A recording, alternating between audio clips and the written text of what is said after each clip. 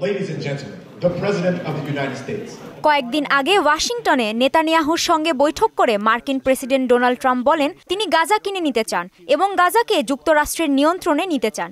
এ নিয়ে বৈশ্বিক নিন্দা ও সমালোচনার মুখে পড়েন তিনি। তবে এসবের তোয়াক্কা না করে ফিলিস্তিনের গাজা দখলে নিজের শক্ত অবস্থানের কথা জানান ট্রাম্প। রোববার ন্যাশনাল ফুটবল লিগের সুপার বোল চ্যাম্পিয়নশিপ দেখতে নিউ অরলিন্সে যাওয়ার পথে এয়ারফোর্স ওয়ান উড়োজাহাজে সাংবাদিকদের বলেন গাজা কিনে নিতে এবং এর মালিকানা পেতে তিনি প্রতিশ্রুতিবদ্ধ। কিছু ফিলিস্তিনি শরণার্থীকে যুক্তরাষ্ট্রে আশ্রয় দেওয়ার সম্ভাবনার বিষয়টি বিবেচনা করতে প্রস্তুত আছেন বলেও জানান মার্কিন প্রেসিডেন্ট। অবরুদ্ধ গাজা উপত্যকা দখল করে সেখানে আর ফিলিস্তিনিদের ফিরতে দেবেন না বলেও হুমকি দেন ট্রাম্প। মার্কিন সংবাদ মাধ্যম ফক্স নিউজকে দেয়া সাক্ষাৎকারে বলেন ফিলিস্তিনিদের জন্য আরও ভালো আবাসন থাকবে, তবে সেটি গাজার বাহিরে।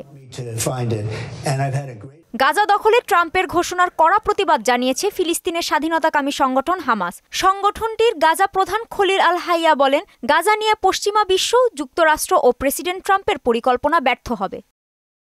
এছাড়া হামাসের রাজনৈতিক শাখার সদস্য ইজ্জাত আল রাকশ ট্রাম্পের বক্তব্যের নিন্দা জানিয়েছেন। কাজী শাহরিন, মোহনা সংবাদ।